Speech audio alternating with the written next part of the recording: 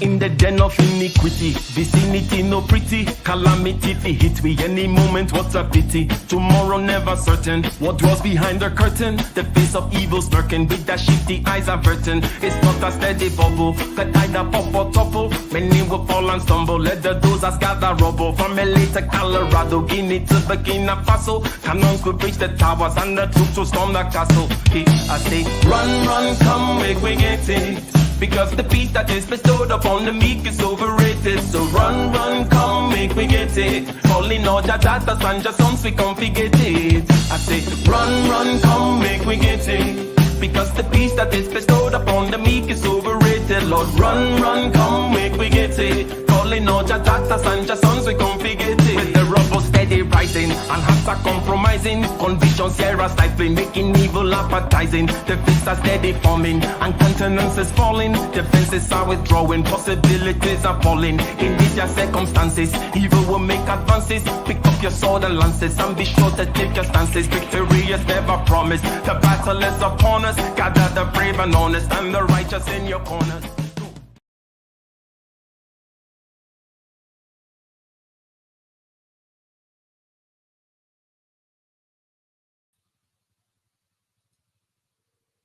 Disposable income. That's the name of the game, ladies and gentlemen. Disposable income. Welcome. My name is Ike. Welcome to Getting Ish Done, where we talk about getting ish done. And one of the things that can get in your way or that can help you get ish done is that disposable income. And we've been hearing about inflation lately, and people are making decisions as to what to do about this because they need that money. Disposable income so you can save for your retirement, so you could start a family, so you could buy property. This is not just a short term decision regarding how you're going to get your next meal or pay your next rent. It's about how you might be able to retire. And if there's a drastic difference in the cost of living, people are making a decision, and let's consider this decision about moving to the Midwest. Again, let's click that like button, click that subscribe button if you haven't already, and click the bell button twice. All right. Will you move? Now, Dr. Thunder, are you at all surprised that some people are making a decision to move to the Midwest? And you have I believe you are a Midwestern, you're an Ohio guy, so you're biased, but are you surprised? Is this a good move for people? Yeah, I mean, I think it's a good move. It's a good move because the cost of living. The cost of living is it's just way more manageable. Your money goes further. All of that. Matter of fact, I mean, it's like this is something I think maybe I'm in the prognostication business or something.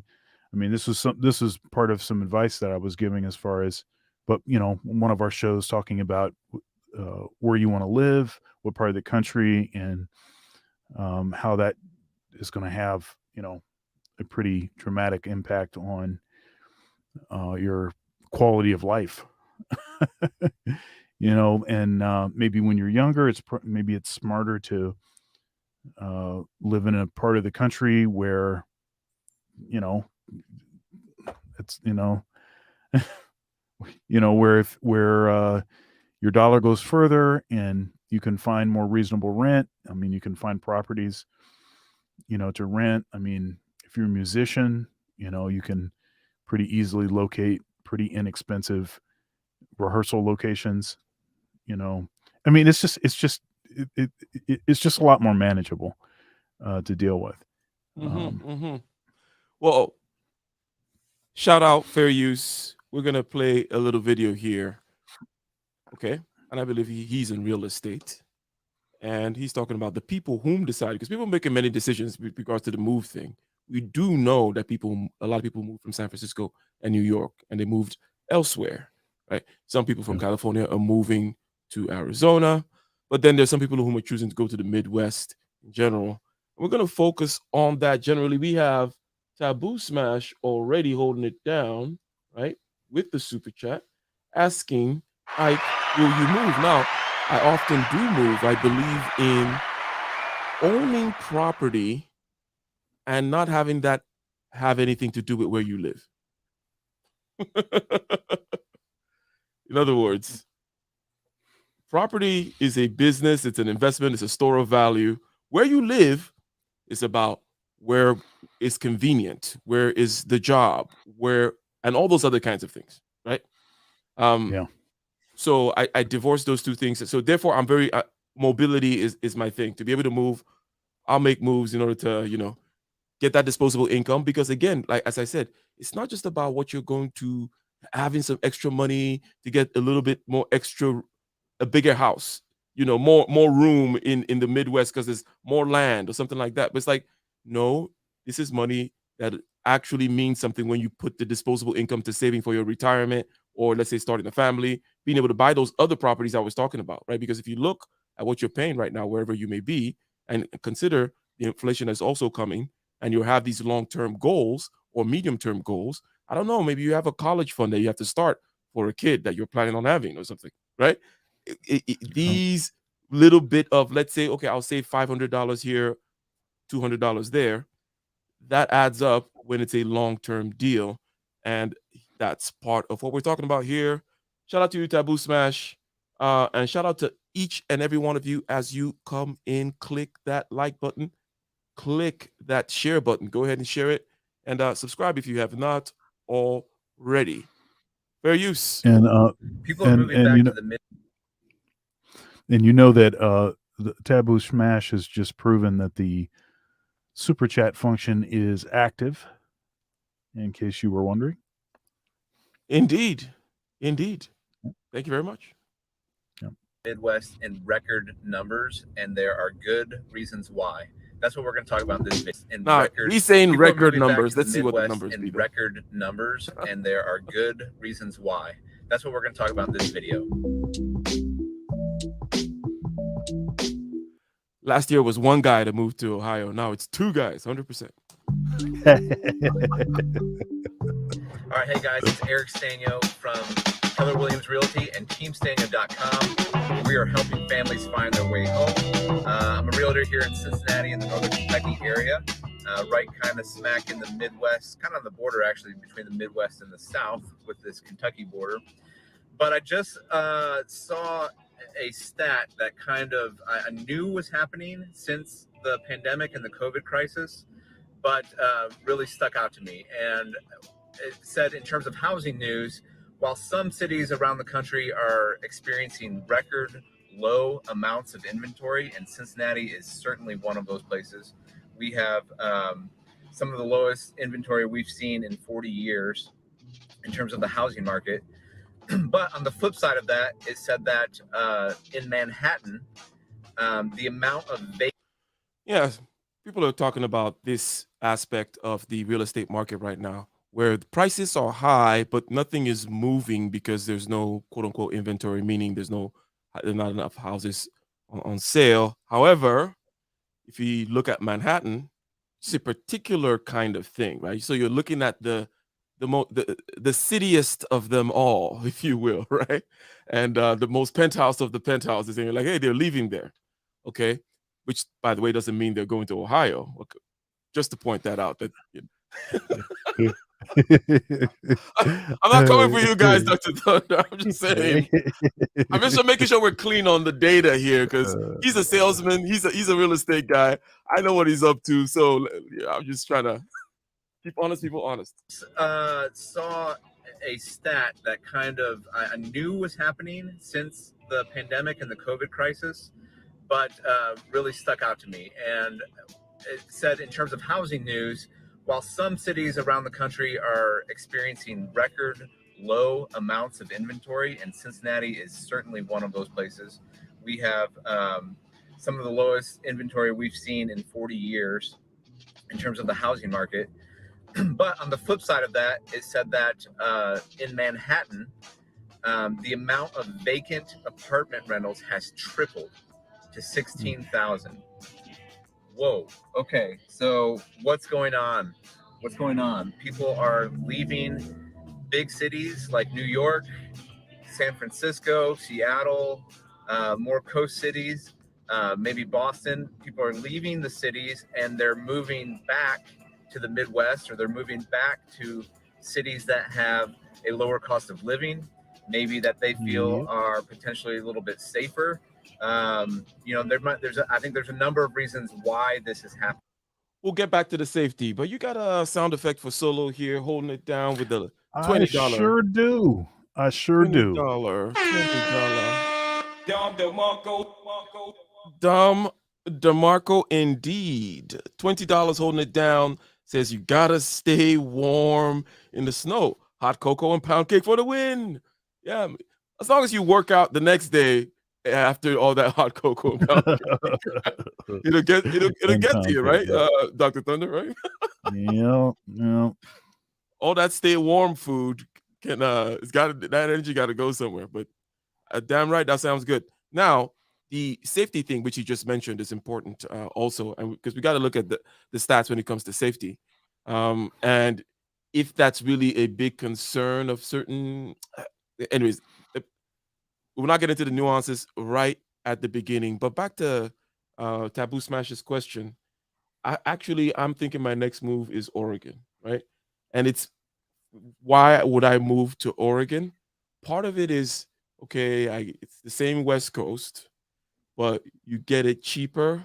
I don't mind the isolation for like a nice close to the water piece of earth over there.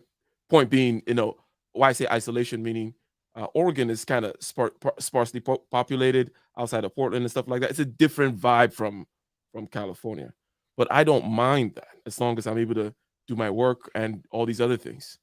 I have employees in Africa and stuff like that. So why am I sweating where I'm at? So I definitely will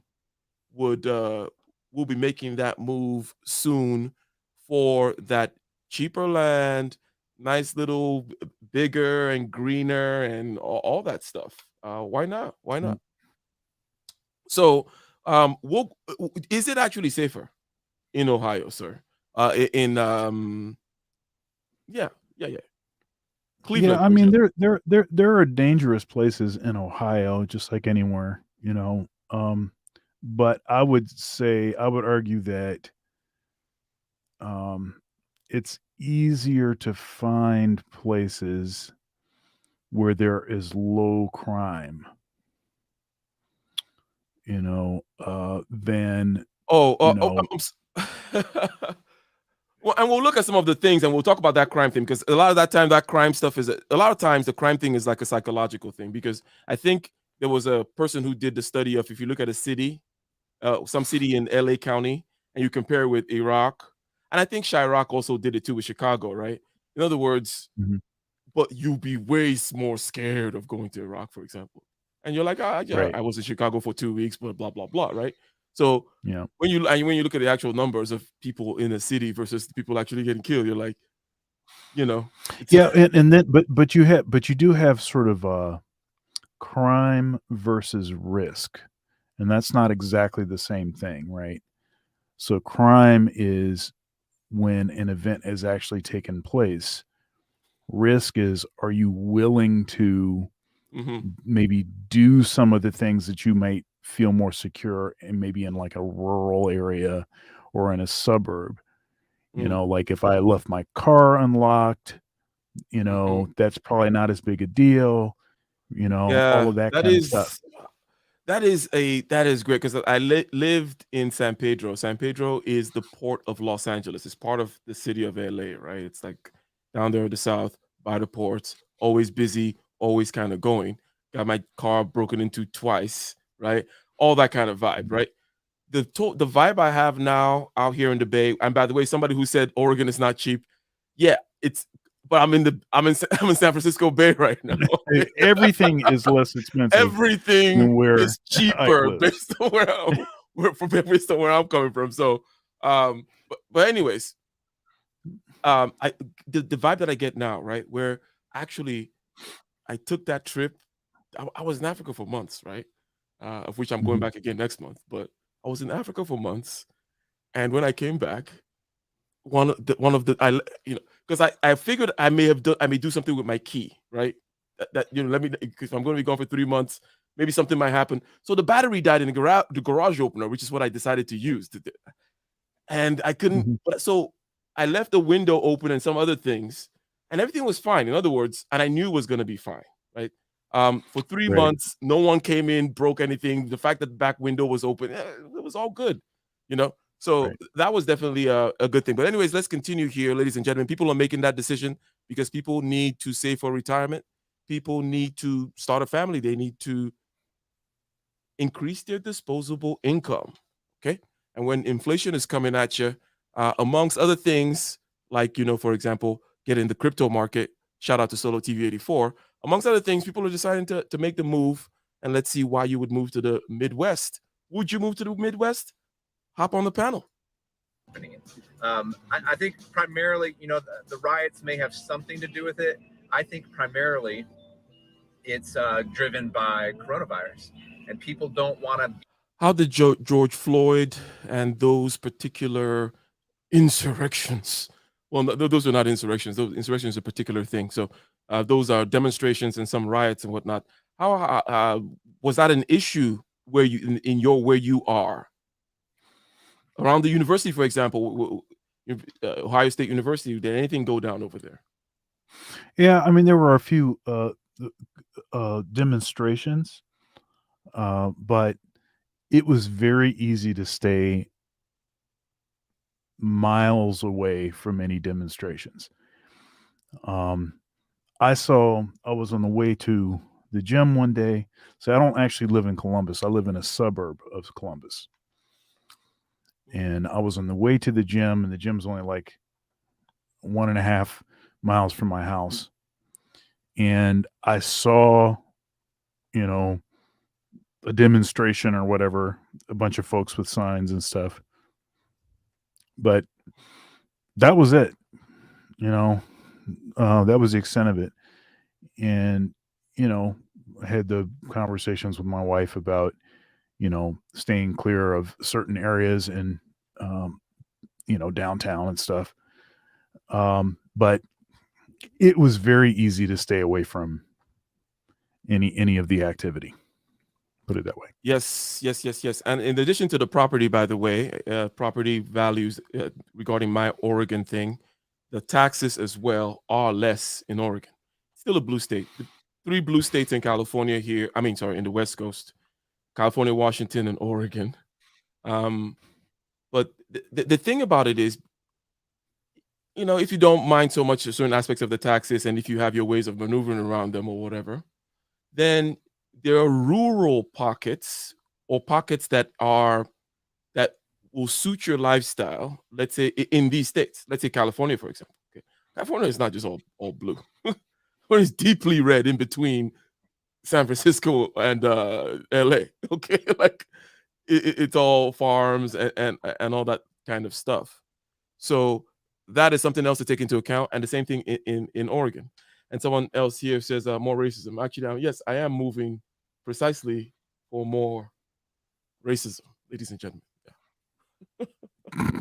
Be in a metropolitan area where you're stacked, right on top of each other, where there's a lot more people, where there's a lot more chance to potentially get this virus. They want to move to a place where they could get have a little bit more space, a little bit more room, maybe get a little piece of land with a house.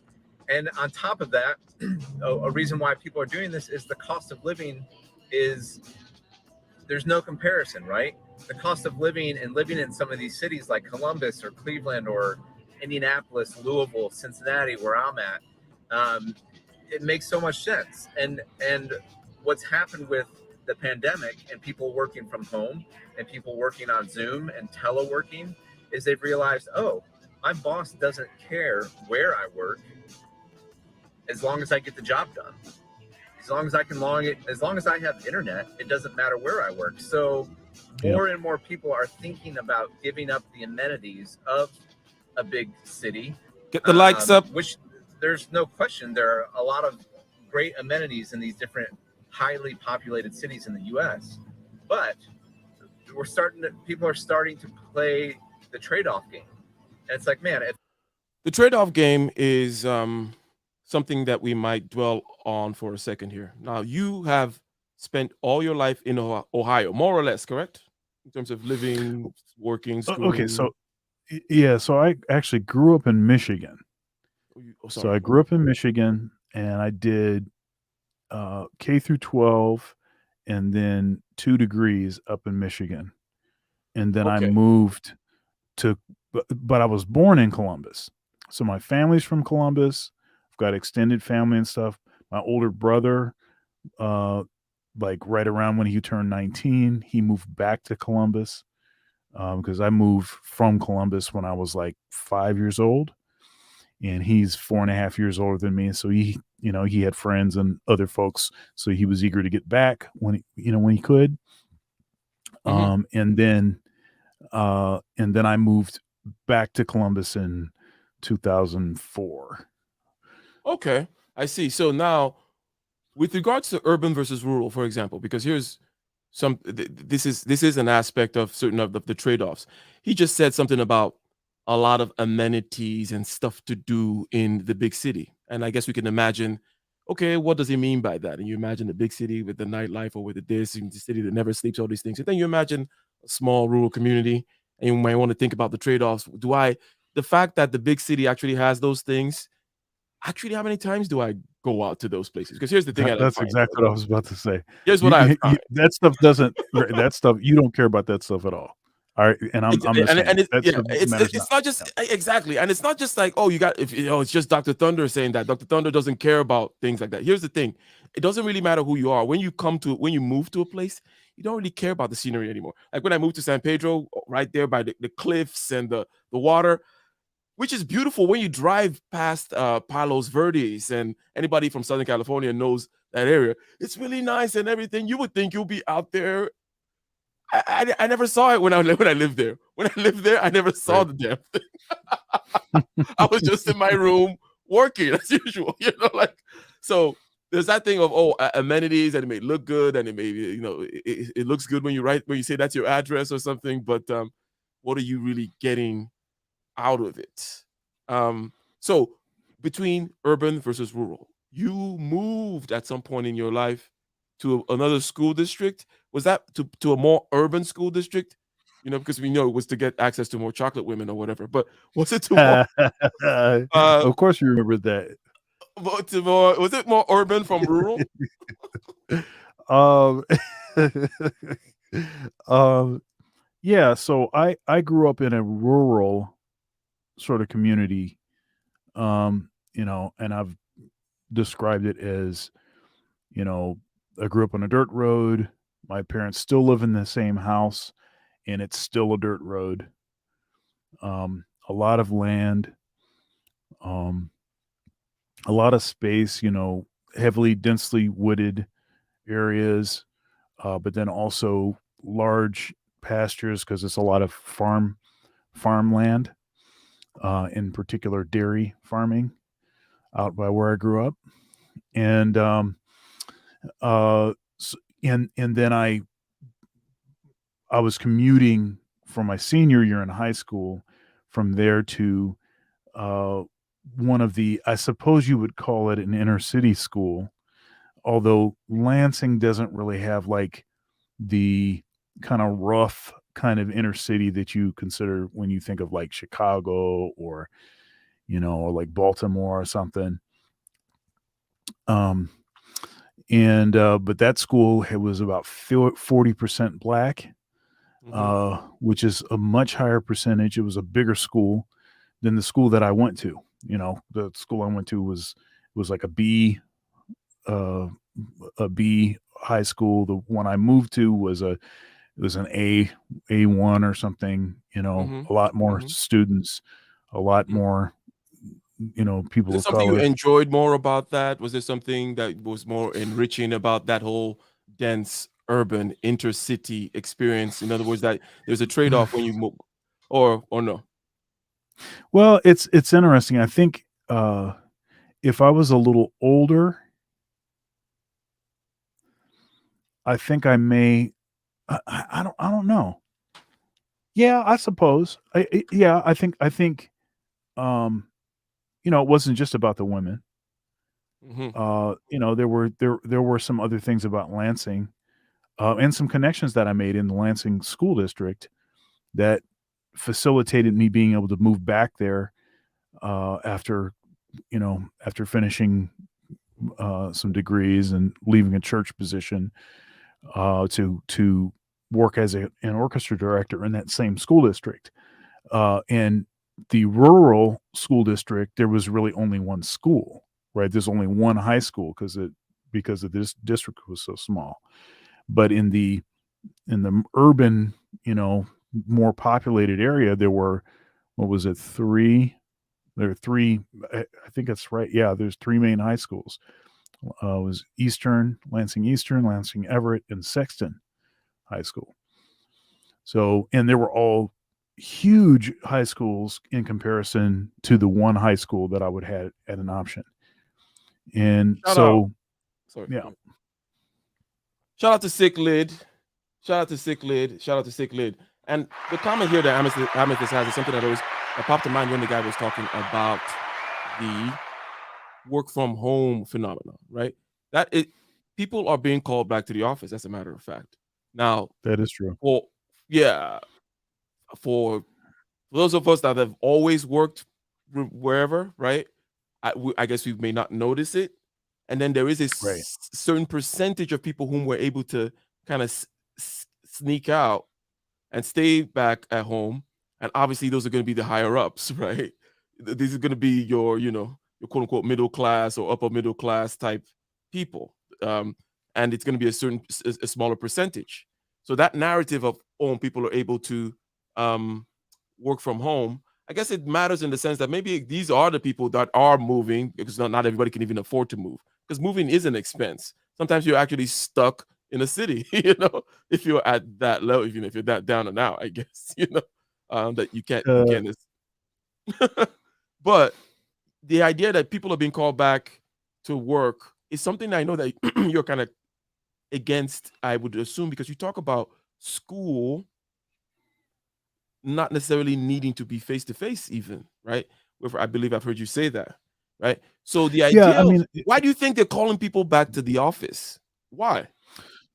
Okay, so a couple things. It depends on what your discipline is. So if the school kind of schooling that you're engaged in is a lot of labs and stuff. So or rehearsals, private instruction, like master apprentice lessons, stuff like that, then I think you need an on-site component. I don't think there's a really good way to sort of sidestep that. Possibly for one-on-one lessons, you can find a way to deliver the content, but it's still not as tactile and organic and all of that kind of stuff that artsy folks that like to like to sense. The room sounds different, and how stuff reverb. There's all of that kind of stuff, and I think there's some truth to that. But no, I don't. Most of the other kind of classes, I don't know that it's necessary to meet. I mean, so and it does make sense, because as a matter of fact, especially to teach deeper concepts, I find that being removed, as like getting you to in front of the class, right, to teach you a really deep concept in physics, right? I don't really need to stand there, right? I need to present it in a certain way. So sometimes video might even give me the ability to show it in many different ways, use analogies and whatnots, try to create pictures and whatnots, relate that to the equation, and then really break it down, have the person be able to rewind and pause and think, right? Actually works better for these kinds of things. Like shout out to my other channel, Prometheus Engineering, where I get into some of these engineering concepts and whatnot, and people really get into that stuff, rather than in class where it's about, okay, what's going to be on the homework or the test? What am I supposed to do? What's the thing I'm supposed to turn in next week? That kind of transaction, versus sitting down in front of a YouTube video and really learning a concept. So that makes sense. Right. Yes. It does make sense. I don't need to necessarily see the math teacher per se. Yeah, and I wanted to say also this sort of, it's a digression as a matter of speaking, in a manner of speaking, because we've been talking about how, one thing that we learned in the pandemic was that people actually could be quite productive without someone, monitoring what it was that they were doing. And we still have this sort of 80-20 principle that is there, and I think is worse when you're on site than it would be if you could sort of pick your own hours. Because if I'm at home, I'm picking my own hours. I just have, it's a task oriented sort of job. I have a deadline. I will be very efficient, and I'm just going to go straight to the 20%, right? But if I'm in the office and, you're walking around, it takes time to drive to the office, you got to park and all of this kind of stuff. I just think that, though I think it's easy to show that the right kind of employee will be dramatically more efficient and productive if you're not breathing down their throat. Yeah, Uh, but we hear that over but and over again, but the employers don't do that, right? no. And I don't know if, for example, Amethyst is saying something about tax incentives. Now, when I think about it, okay, knowing a couple of things about tax write-offs from the business standpoint, okay, if they're choosing to stay in their commercial real estate contract and keep the people there because of certain many lines about offices that you can write off, right, and stuff like that, that might be an incentive, right, for them to be like, hey, you know what, we got to keep it open at least for the next. That kind of makes, you got to find there's got to be money in it somewhere, because it doesn't make sense. Because other people say, because some people are given the and I don't know if you haven't given exactly why you think they're doing it though, right? But some people say, I was just the reason I think that they're doing it is that they don't, though I think it's easy to show that there can be more efficiency. They don't believe if people work remote. Yeah, I think that they just, it's kind of like a habit thing. It's like, well, we did that, but really, the real thing is really people that are really conducting real business, they have, buildings, and they have cubicles, and they have, 8 to 5, and they have, lunch, and they have got, name tags that with sensor, with the QR codes that, that's what real business is. This other stuff, it's like, that's, I just think that people want what they want at some level, and that sort of causes them to just not, take the data seriously. So 100% indeed. So, ladies and gentlemen, let's continue here. Okay, he's talking about the safety thing, and we're going to look at some of the trade-offs and the drawbacks in another video. All right, people are choosing to move to the Midwest, right? They're choosing to move to the Midwest. They're saving money. They're having more disposable income. They're having more land. They're not being crowded in cities in times of things like 91 DVOC. They can work remotely. They can save and start a family, buy property. These are reasons why, for long-term purposes, some are making the move. But let's continue. If my cost of living could be in half, how much more house could I get? How much more house could I rent or buy? What could I do with these disposable dollars that I have? If I'm making the same income and teleworking and logging in to work online, why not move to the middle of the country?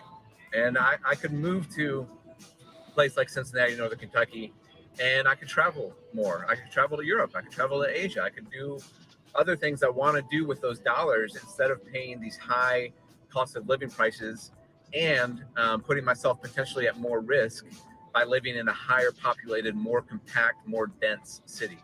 So people are moving back to the Midwest in record numbers, I think. And I think that trend is going to continue. Can you hear the audio still? And so maybe that's you. Maybe you're thinking about it. Well, if you are and you need an agent, hey, shameless plug, I'm here in Cincinnati, Northern Kentucky. It's a great place to live. I love this city. Check it out. Would love to talk to you more about it. We got other videos that talk about living in Cincinnati and some of the highlights here. You got Cincinnati's like a big city, kind of like it's like a small city feel with some of the bigger city amenities. So it's a nice blend. But if you want to check out more about that, we've got other videos. So thanks for watching this, guys. If it was helpful, please like, please subscribe, comment below. Are you thinking about moving away? before we roast y'all in the Midwest, why don't you give us some of the possible, shall we say, drawbacks? Okay. uh, Like you might want to tell somebody something or two that maybe okay. So we started out saying something important about this whole idea of there are amenities, and then we kind of broke it down to look, you're really not using it. It's more shall we say the marketing of the city, the branding of a city, and there is some pride one takes when one has a big stadium and a good sports team and nice restaurants and whatnot, even though you never watch the game and you don't go to those restaurants, right? So we understand right. that aspect, and we say, oh, we're not going to hold you to that so much. But there must be some other things. Take, for example, the fact that some of these big employers, okay, that want you to stay in their campus, like Google or these other places. There's the Silicon Valleys of the world. The certain aspect of Seattle, for example, and they want to be in certain industries. Like, hey, I can't really get that if I go to the Midwest, or I would have to do a crazy commute, go into the. What are some of the drawbacks that you can think about making this move? We've looked at some of the benefits. One or two things that could be trade-offs. Okay, so I guess I will begin the pre-roast. This is the pre-roast. Yeah, so one of the issues for an artist is that now there are a few places that are exceptions. So, like for instance, Nashville, Chicago is a little bit more progressive. Detroit is quite a bit more progressive. So there are a few places where there is sort of an arts community that sort of props up, innovative, bleeding edge, kinds of art. The downside is that I would argue that most places in the Midwest do not have a robust infrastructure supporting innovative art. So if you're going to do that kind of art, you're going to have to be very patient, and you're going to have to do it for a long time before it really starts to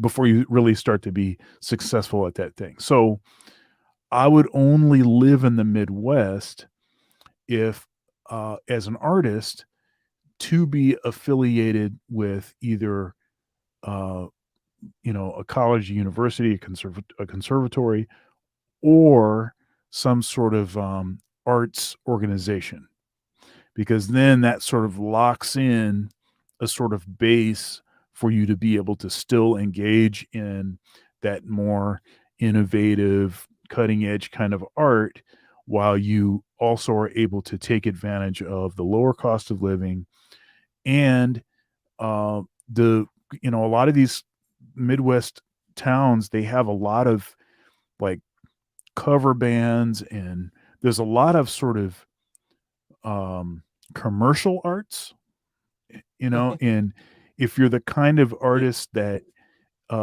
doesn't mind working in more commercial arts, then it's cool, Top 40. and the thing is that I'm fine with that, and I enjoy that. If that was the only thing that I was able to do here, then I would How about get really food? old.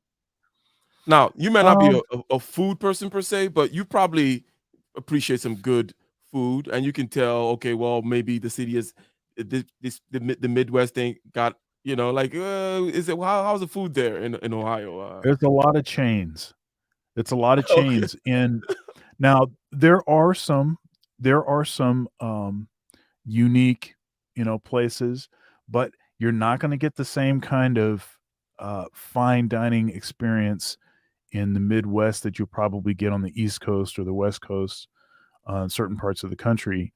But I will say though that there are some really, really good restaurants and some expensive, highbrow, upper level kind of restaurants. It's just mostly what you find is like chain restaurants. And but like I said, the trade-off, I mean, I don't have to look.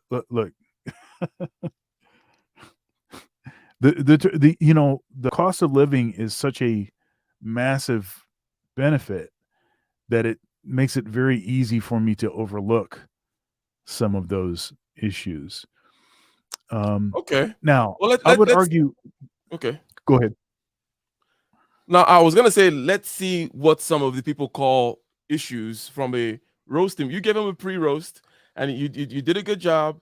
You said, hey, you know what? You're not gonna get the food. You're not gonna get changed and stuff, and some Hardee's and Golden Corral or whatever. And also, when it comes to avant-garde music, or shall we say, it doesn't have to even necessarily be avant-garde, because I already mentioned the big companies in terms of tech before. You're talking about also in the arts. If you want to do something that's more, you said progressive, in a particular direction, not top 40 commercial, then there are some issues in that regard. So, and I think that's fair. That's fair to say that. So you have to kind of arrange your life in a certain way such that, hey, you deal with the trade-offs accordingly. But let's see what somebody that's just trying to talk smack. This whole video is about talking smack about the Midwest. I'm gonna start from this part here. This part here where it talks a little bit about Ohio, your state. And maybe we'll talk about some other states, okay, in the Midwest. But people are moving to the Midwest in record numbers, okay, because of the cost of living. That's a real thing. Indiana is only 17% forest, since they're growing all that Can you hear the corn and sound? beans for cows to eat, so we can eat the cows. Great job, Mappy. You can hear the sound, right? Yeah, I can hear it. Sorry. Well, it's time to leave Indiana, but we'll take something with us as a keepsake. Ohio, oh, oh, oh, oh, oh, oh, oh, oh, oh, oh, oh. Right across the border from Indiana is the state of Ohio. Why are these houses so close to each other, Dr. Thunder? Yeah, it's one of these, and they have a lot, and there's a lot of these. There's a lot of these in Columbus where there's these, cul-de-sac, all these new build is not exactly what I want to say, but yeah. So it doesn't necessarily have to be like this. This is what we call a subdivision in the civil engineering Subdivision. business. That was the word I was looking for. Yeah. Yeah. So these subdivisions that are built, and some are built really nicely. For example, I live in one here. When it's built well, they can, you know what? They plan this out pretty nicely, and it's nice and easy. And you go around in this little circles, and you find, it's all easy to drive, and it feels natural, and so on and so forth. As long as you have some room in between your big, massive houses out there in Ohio. But anyways, let's continue. Our second worst Midwest state. The best things in life are free. Second worst Midwest state. So it's okay. The next best are just, well, I guess this is an old commercial for Ohio.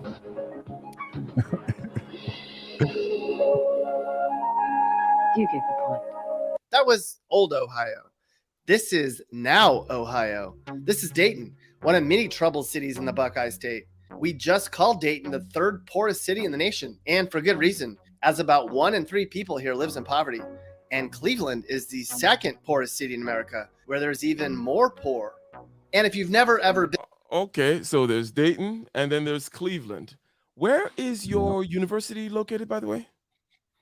Columbus, Ohio. So is it a well-known thing that Cleveland sucks and Columbus is better? Yeah, so often is the case about Ohio. So the 3 biggest cities in Ohio are Columbus, Cincinnati, and Cleveland. Mhm. Okay. Often is the case is that people don't realize that Columbus is the largest city because it doesn't get the same sort of I don't know exactly why that is. I mean, Cleveland, it's on the water, and so is Cincinnati. So I think that maybe historically that gives both of those locations a sort of primacy in a matter of speaking. But Columbus is in the center of the state, and it's ever growing actually, and it keeps swallowing up, townships and things. It keeps swallowing area up. It's actually continuing to grow, and it's quite a bit bigger than Cleveland and quite a bit bigger than Cincinnati. So which one sucks It the is most? I'm going to tell you now. I like Cincinnati a lot, but Columbus is one of the cleanest. I mean, it's a lot cleaner than Cleveland is.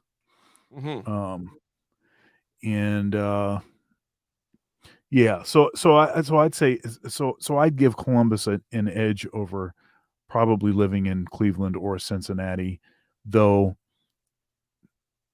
I don't know. I like Cincinnati too, and I like the idea of being further south because the weather will be a little bit more mild. Okay. But it's pretty equal. Cincinnati and Columbus. Oh, no, I will say this though. Cincinnati is sort of a known Republican, sort of stronghold, as it were, and Columbus is more of a Democrat sort of. Oh, okay, cool. Mecca. So you have that kind of difference. Yeah. Enough of the contrast. Gotcha. Okay, so let's continue here. We're talking about the second worst state in the Midwest. The next best are just, well, worth it. Plenty of white people. Yes, that's right. You get the point. That was old Ohio. This is now Ohio. This is Dayton, one of many troubled cities in the Buckeye State. We just called Dayton the third poorest city in the nation, and for good reason, as about 1 in 3 people here lives in poverty. And Cleveland is the second poorest city in America, where there's even more poor. And if you've never ever been to Chillicothe, Ohio, you're not missing much. It's pretty lacking in charm. As a state, Ohio is ranked as the 10th worst in the U.S., and that's 5 spots lower than a couple years ago. So, where is this ranking done? Let's be fair here. If you did a like we did a poll on my channel and we ranked it the worst, and I just come on and say, you know what? As a state, Ohio was ranked the worst. Oh, I want to see some sources here. Ohio is going in the wrong direction.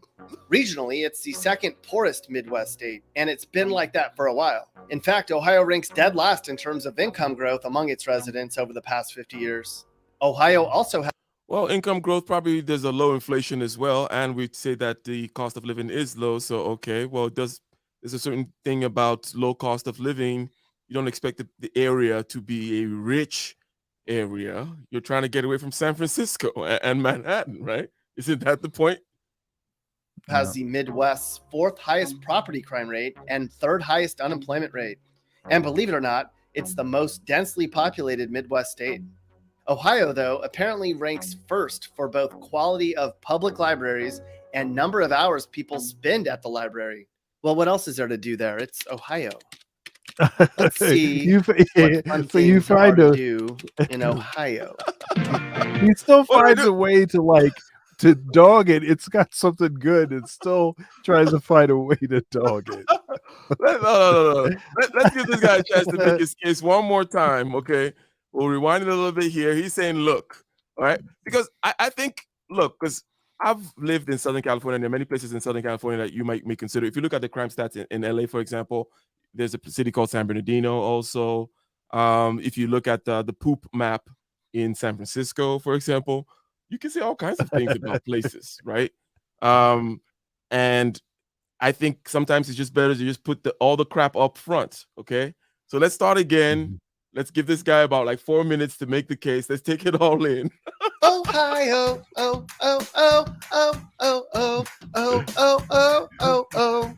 Right across the border from Indiana is the state of Ohio, our second worst Midwest state. The best things in life are free. The next best are just, well, worth it.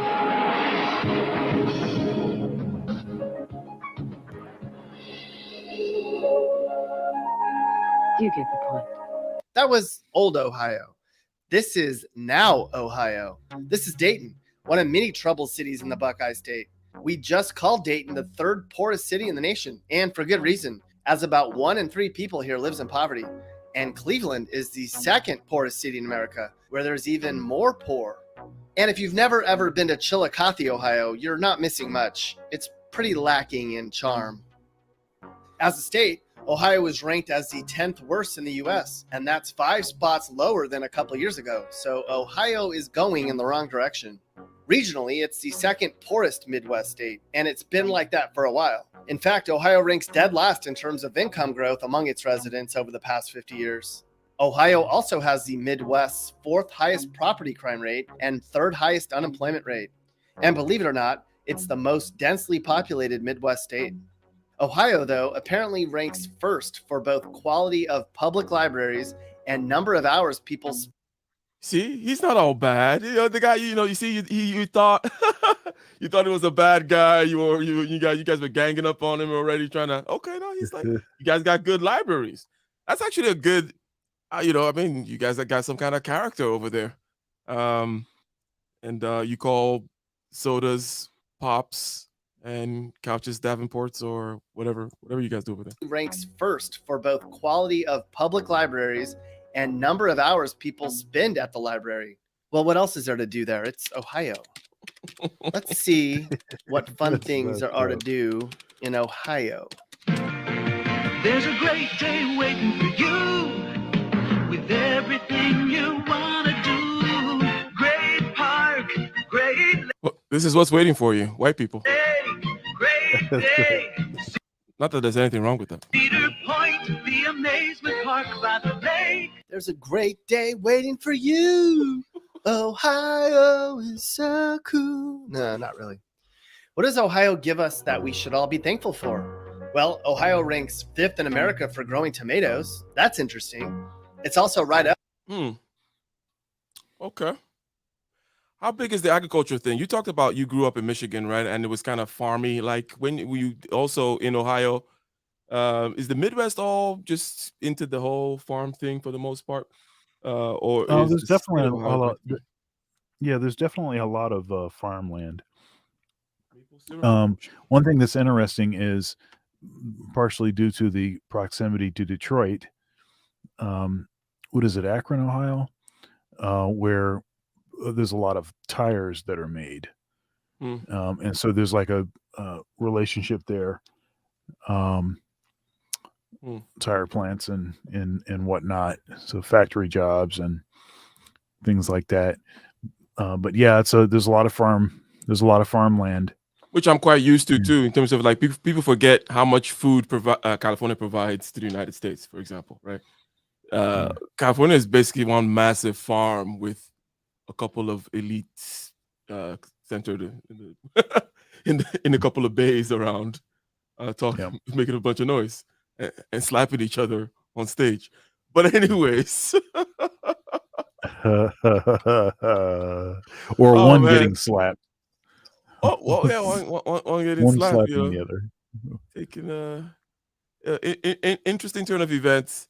I'm probably gonna make a video about that coming up very soon.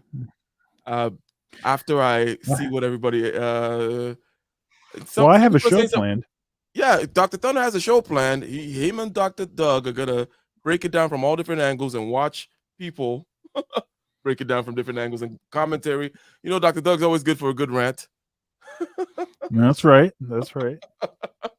So that'll be a good one on Thunder's thoughts. It's Thursday, right? Yeah. Yeah. If you want to go to full screen or something, I'll show my my thumbnail. Where is your thumb? Oh, the thumbnail. The Yeah. thumbnail. The thumbnail. There it is. The Pow! slap heard around the world. The And slap then- heard around the world. That is that's what we're going to be dealing with. And also, this is showcasing the sort of new design of my Thunder's Thoughts thumbnails, and I've got several me's doing several things in the bottom corners there. Yeah, but it's going to be a good show. It'd be a lot of fun. It's going to be a lot of laughing and complaining about simps. All right. Make sure y'all tune in indeed. And the other thing about the poverty thing is this, okay? They were talking about poverty in Ohio before.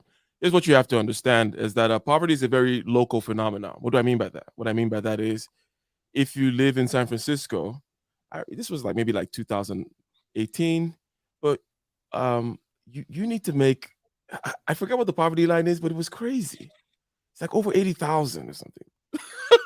What I mean is, otherwise you got problems, right? You got real problems, okay?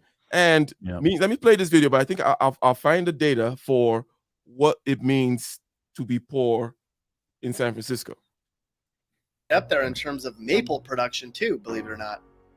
Cincinnati's pretty cool, and Columbus isn't so bad either, at least for the Midwest and all. An interesting note, Ohio has the 5th most hunters per capita. Pennsylvania has the most. Do you do any hunting? Before we leave Ohio, we need to take something with us. I grabbed a book from one of Ohio's amazing libraries. It's The Three Little Pigs, since Ohio has so many farms. And I got a bottle of ketchup. Have you ever got down with the redneck? With the boys round here, drinking that ice cold beer. They got rednecks. Well, yes. So basically, low income in San Francisco is basically like 82 grand for an individual, 117 grand for a family. Okay, a family of 4, right? Making 117 grand, family of 4. You guys got 2 kids. You guys are poor. So the point being, why did I bring that up? The point being, talking about using absolute dollars to measure different states is often, So the deal is, however, find a way to get San Francisco money and then go live in Ohio. Yeah. That's what you would. That's the standard there. That's the best. You're like, okay, and there are ways of doing that by skilling up such that you're one of those people whom has the decision to be able to either work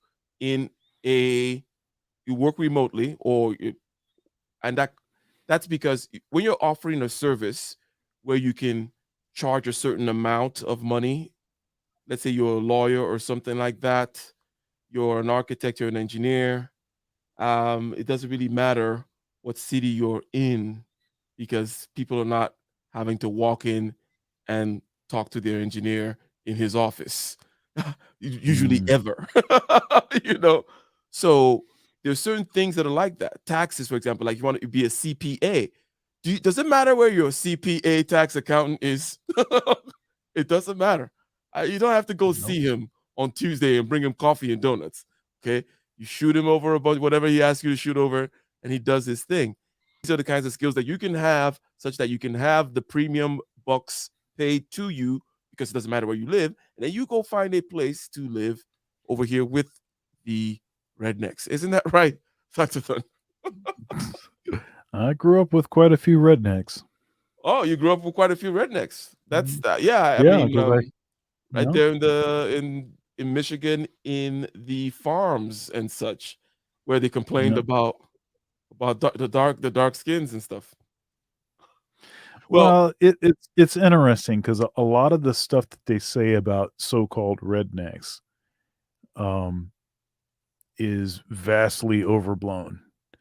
Redneck enlighten them. Redneck is not necessarily synonymous with white supremacist or or Klan asshole member. or ignorant or uneducated or whatever. Now I'm going to let you, because you're the one that actually has the experience, but basically it is a lifestyle question, okay? And people all have their reference groups. It's like if you're a biker, you wear biker stuff and it's about bike parts and exhaust and this, that, and the other. If you're I don't know, a jacket person, an image consultant person, if you are a NASCAR person, what I mean is there are different types of people, okay, and they do different types of things. Some people live in a rural area and they have guns and they shoot snakes in New Mexico, for example, and they drive with their big trucks around their property because it's a big property. Then they got to hunt down some animals and do things like that. That's what it means. It's a lifestyle. But anyways, go ahead. Yeah, and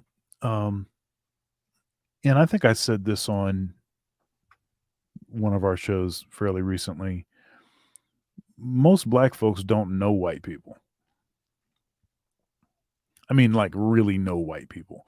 I mean, we know how to code switch. We know, we learned the history, so, all the kind of basic stuff. Yeah, that's fine. But we don't really know white people. We just sort of have a sort of caricature that we sort of associate with white folks. And it's interesting because a lot of the so-called,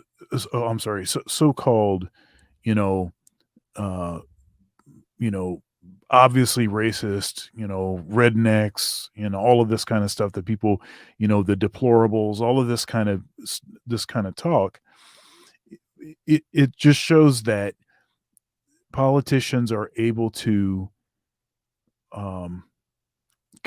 because so few black people really have meaningful relationships with white people, that they're able to convince them of things that are not actually usually true about white folks. Yeah, sure. There are some racist white folks. There are some whatever, they exist.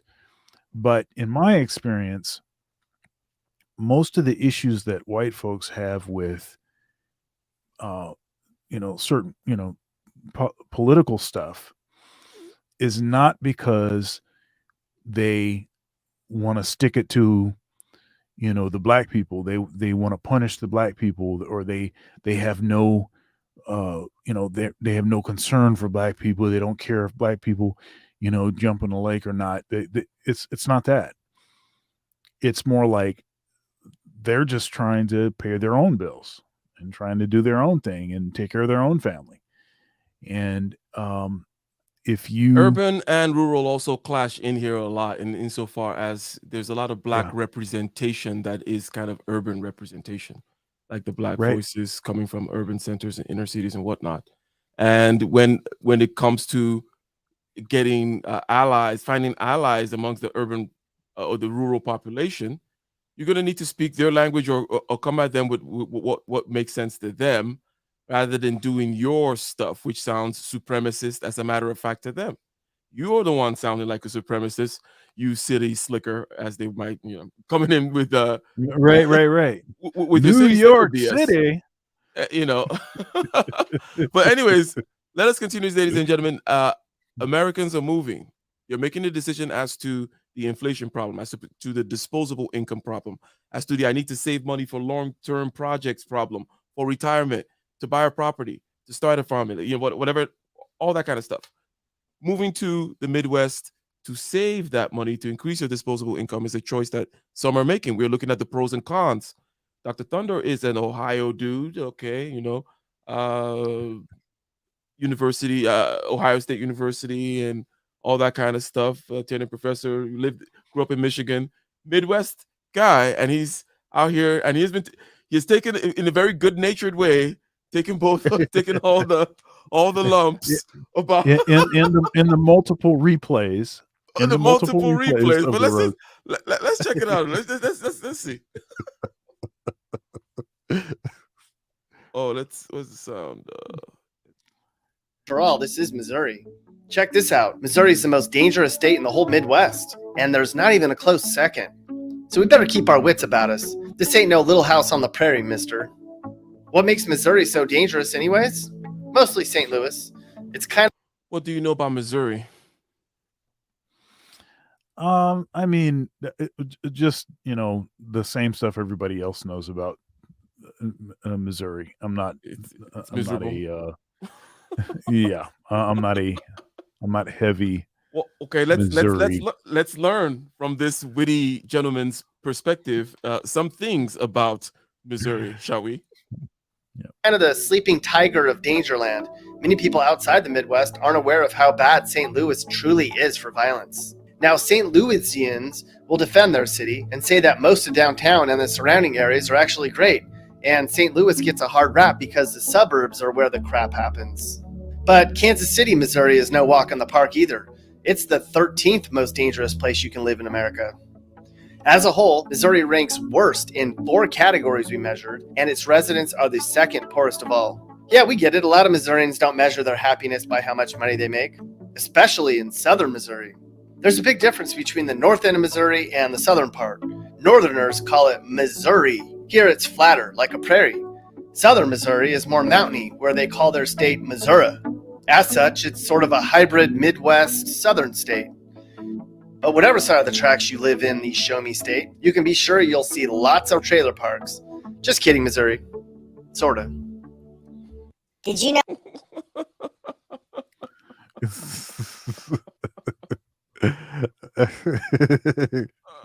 Well, what did you learn? Did you learn anything about Missouri you didn't know?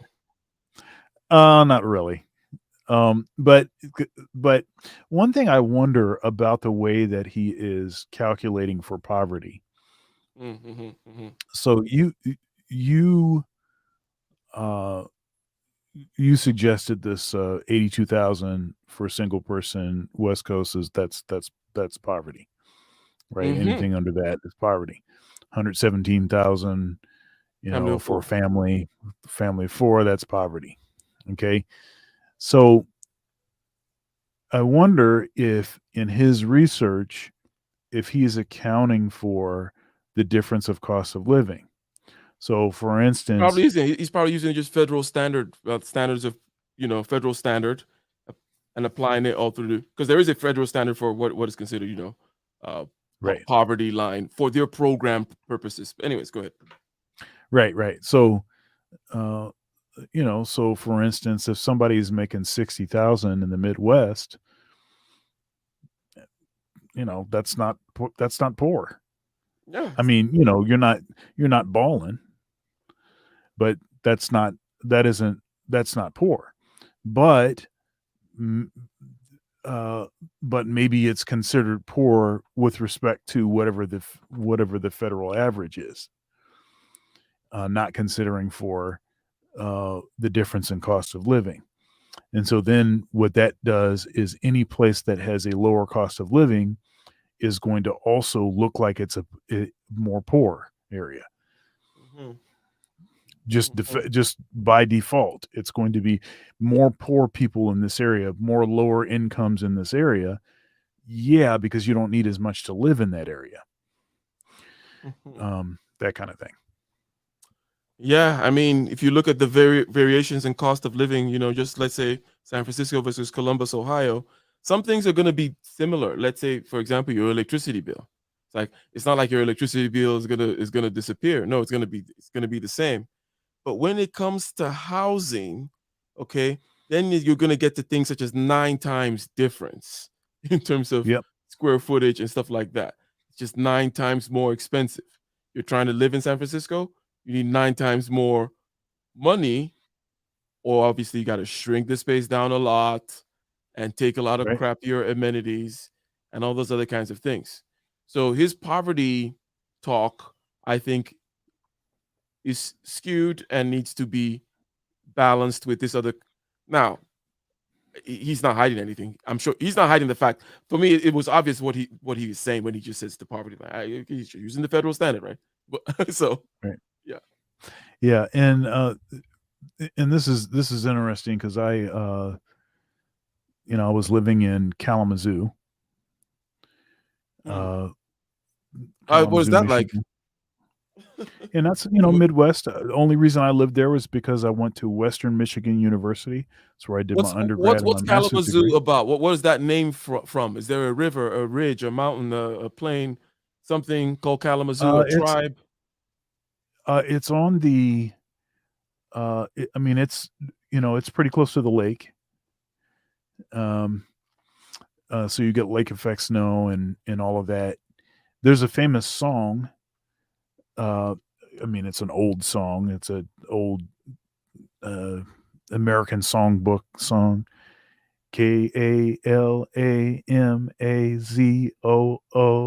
I got a gal in Kalamazoo. Anyhow, so there is this, but basically Kalamazoo, and it was interesting because for the small town it was, and it really was a college town. If the college wasn't there, couldn't exist. But it was a surprisingly artistic, lots of opportunities for live music, for progressive arts. It had that like kind of a liberal arts kind of vibe where you had a lot of folks that were interested in that kind of stuff. Now, when you mentioned this now from this particular angle, because there are many ways. Just one thing that I noticed, okay, and I'm driving at something here, and the thing I'm driving at has to do with this liberal vibe versus non-liberal vibe, the lifestyle difference and the trade-offs in these lifestyles, right? Like, when you're driving your dirt bikes and shooting stuff, it's one thing, but you don't get to play the progressive jazz at the hot spots in this spot in the hot city, right? And here the thing is, you can't have both. That's something that people have to understand, and it has to do also with this whole conservative liberal thing, right? Now there are many ways to kind of show the complementarity of these two seeming polar things, right?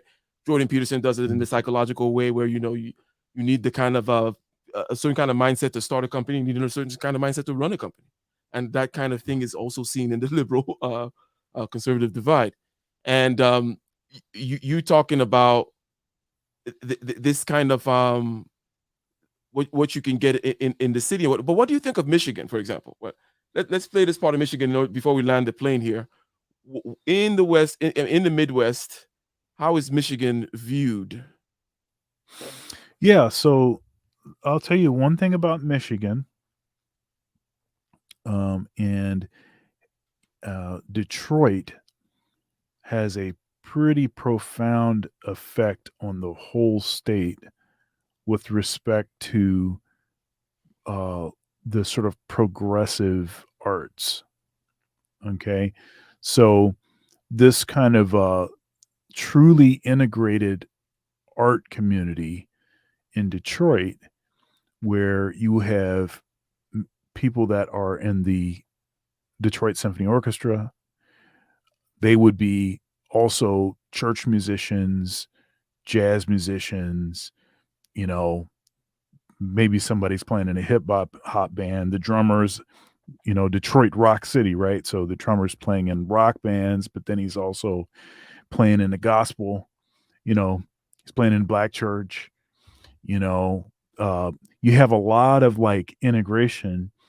And of course, Berry Gordy and the whole Motown thing where he took jazz musicians and had them basically playing the sort of pop music of the day, which of course was a lot more clever, sophisticated than the typical pop music today.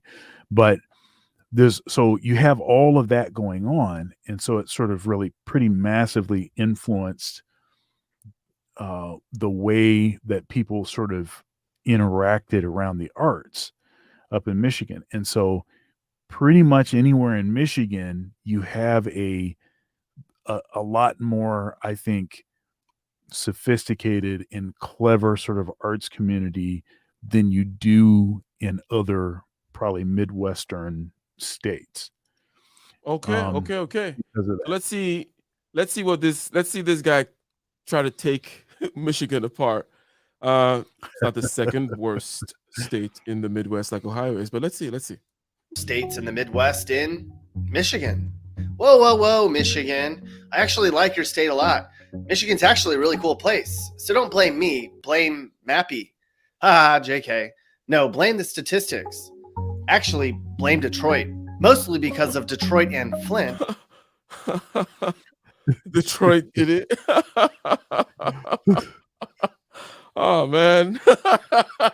It goes right in. Statistics actually blame Detroit, mostly because of Detroit and Flint. Michigan ranks first in the Midwest for highest poverty rate, has the highest unemployment rate, and is second in violent crimes. If it wasn't for those few places, Michigan would actually not be talked about on this list. A few other places that kind of suck in Michigan are Pontiac, Muskegon Heights, Hamtramck, and Benton Harbor, Benton which Harbor, locals yep. affectionately call. What's the deal with Benton Harbor? So all the killing goes down? Yeah. Yeah, it was Benton Harbor is like the armpit of we used to call it like the armpit of Michigan. I see. Let's continue. Yeah. You know who Muskegon lives in Heights, Benton Harbor? Hamtramck, and Benton. Who lives in Benton Harbor?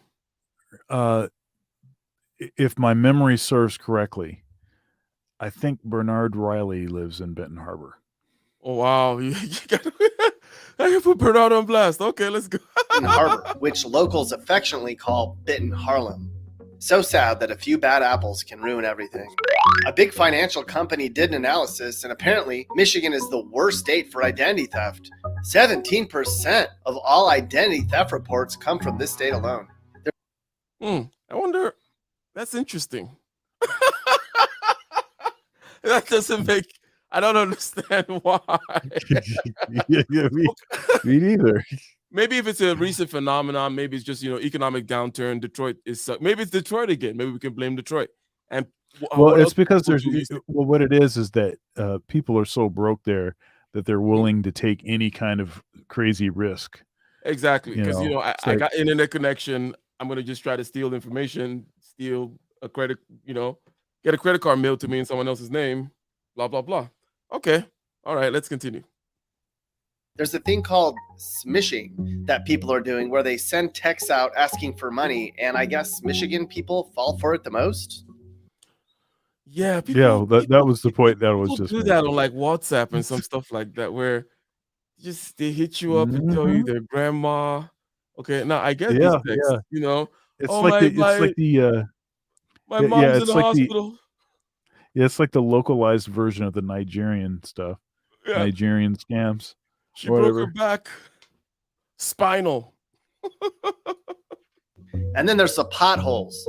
There's two seasons in Michigan, winter and construction. When the snow melts, they start fixing the roads and they make them sort of decent again. Then winter comes back and ruins all their hard work. Of course. You gotta love a certain kind of white dude, and you know what I mean. They have a certain kind of humor, People fall for it the most. And then there's the potholes. There's two seasons in Michigan, winter and construction. When the snow melts, they start fixing the roads and they make them sort of decent again. Then winter comes back and ruins all their hard work. Of course, Michigan has a very large coastline with both Lake Michigan and Lake Superior. Michigan also has the longest freshwater coastline in the U.S., and in terms of actual coastline, it's second only to Alaska. As such, Michigan has the most lighthouses in the country, too. Did you know Michigan has the most boaters in the U.S.? Hey, it's Mappy. Hi, Mappy. Glad you're back. That Google Mappy sure sucked. You do a much better job, and I'm sorry I yelled at you. Thanks, Nick. All right, Mappy. Okay, Mappy. Bye, Mappy. Mappy pointed out Michigan's large number of boaters. There's a few other great things about Michigan, too. Like, you guys have one of the best flags in the country. So majestic. And one. What do you think of that flag? Now it's got to be loaded and stuff. Go ahead. Yeah, it's always a dumb looking. It just seemed like a dumb looking flag to me. Or the whole time I was growing up, I was like, "Damn, that sounds like you sound a little bitter here." Like, no, it's just like the whole time I was growing up, I was like, man, other states have cool flags, and we have this dumb flag with two deers on it. On their hind legs, and I don't know. That's just. Oh my god. Anyways, But I was going to say, so when I was in Kalamazoo, Mm-hmm. and this goes to the whole cost of living thing, I applied for a job at a mega church in a suburb of Chicago. And it was one of these high dollar suburbs where the cost of living was, I don't know, it was like 3 times the amount of where I was staying in Kalamazoo. And when I first started talking to them about money, I was just trying to beat what it was that I was making in Kalamazoo by a certain amount. And then I started actually looking at the cost of living for that part of the world. I was like, oh my goodness, this is like twice and 3 times as much, as it is where where I'm currently living. So then I had to sort of revise what it was that I was asking for. Mm-hmm. And I didn't end up getting that position, but it wasn't really because of that. It was because of some other issues. But yeah, I mean that's a real thing. You really do have to pay close attention to that stuff when you're applying for jobs. You have to know that the cost of living is that can totally make or break. I mean, you could be thinking, oh, this is great. Look, this is going to be a big raise and X, Y, and Z. Everything's happening, and then it's like, oh snap! Actually, Yeah. I'm taking like You a find yourself 50% broke pay cut. with 120K in San Francisco. Yeah, that's So, right. ladies and gentlemen, okay, I just realized I gotta hop. I realized it is the time for me to hop off. But the time went by quickly on this one, okay? And thank you again, for taking all the lumps for the Midwest. And you made a good case. You made a good case. You said, hey, look at the land you can get, look at the housing you can get. You're not talking about 9 times more in terms of compared to San Francisco, for example, if you compare Columbus. You talked about how you may be even able to solve the problems of, if you're kind of an artist and progressive music, hey, you can get gigs that do more commercial stuff, to keep yourself fed while you handle things in other ways. It is, after all, a more mobile world. If we go back to the beginning of the video as to why people are making the move, it's more mobile. People need disposable income to start families, buy property, save for retirement. These are important things. It's either and that need to be done right now. And the younger you are, as you said earlier, Dr. Thunder, the more mobile, flexible, pliable you should be, and more strategic you should be, because what you do has the biggest compounding effects, right? The first dollar Yeah. you put in some kind of investment account that goes on for 60 years, that first dollar does the more work than any other dollar that comes in later. Same thing with the efforts, all kinds of efforts that you put in while you're young, if you take advantage of such and such. And by the way, ladies and gentlemen, don't forget, okay, Dr. Thunder and Dr. Doug, Thursday, the slap heard around the world. You want to show that, Dr. Thunder? Want to show Yeah, that? let You me want to show show them that. that? Let me show that again here. The The slap heard slap heard around around. the world. Now, I was quite surprised. Everyone, okay, Jocko Willink, from Jocko Willink to Joe Rogan to Fox News, to it's everywhere. I'm like, oh, everyone's eating.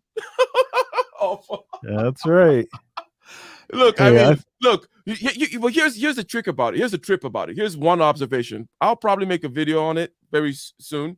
But here's one observation that I noticed. I did not even know the Oscars were going on until I heard, because I was on YouTube. I was watching something and working, and then on the YouTube, something happened. I was actually on K Polymath's channel, and somebody said it in the chat, like, "Oh, somebody just," and I was like, "Oh, really?" I didn't even know the Oscars were happening that day. Point being, right. this really, from me not knowing to it being all over everywhere, hey, never let it, what is the term? A disaster go to waste. And there's no Yep. such thing as bad publicity at the end of the day, because dollars are flowing, beer ads are being sold, a lot of beers being sold, ads are being, money's being made. Anyways, final thoughts, sir, and yeah. Yeah, it's interesting because, well, first of all, I interviewed the real Dana last night, and that interview went live on my channel this morning. Premiere video at 10 a.m. So you can go and check that out. That was a really good conversation. We talked a little bit about the slap. Let's see here. What do I got for that?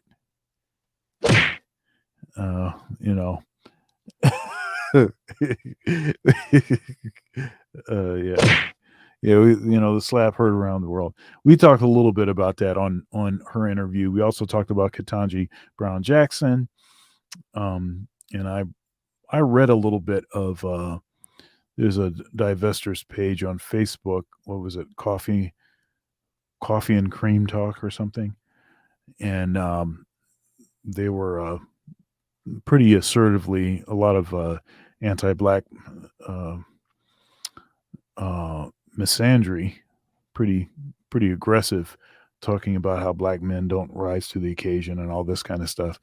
And it's a good thing that Ketanji married her white guy, because and all this kind of stuff. So we talked about that and some other things, and it was a good conversation. So go and check that out. Thursday at 9:30 p.m. The slap heard around the world. That'll be on Thunder's Thoughts. And then probably for the next 2 or 3 weeks, Case Closed will be on my channel. So let's see here. I don't know. We might end up talking about some angle about some slapping. It just depends on what. Maybe that's what I'll lay out. Let's lay it out. Let's lay it out there. You already started taking care of it, and you're gonna have it on Thursday. But we're gonna readdress it. Yeah. So we'll have I know that Dana will be. Dana's available, so it'll be me, Ike, and Dana, and hopefully we can get like Ramil and maybe LAR or something for that. That would be a good collection of folks to talk on that topic. So anyhow, that's what's happening. And then of course you can see us back on Tuesday getting ish done with Ike and Dr. Thunder. All right. Peace.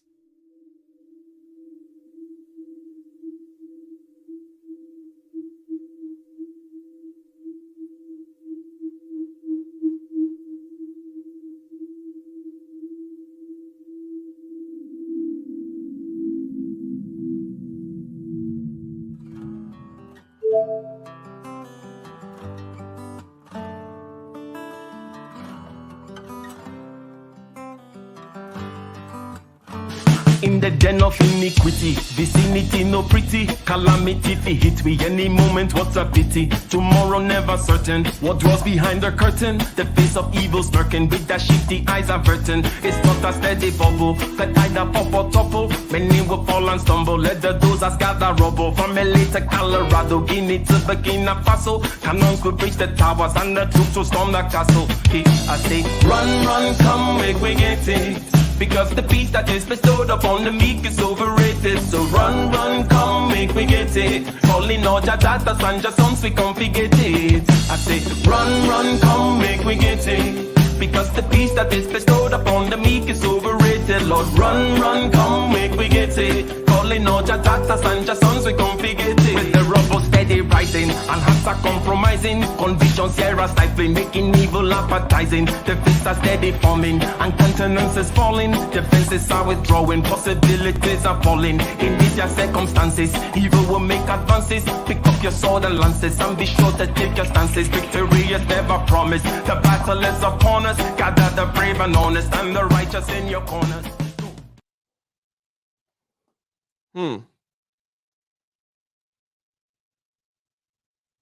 Yes, indeed.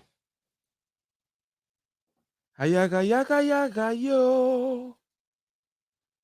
Ayaga yo.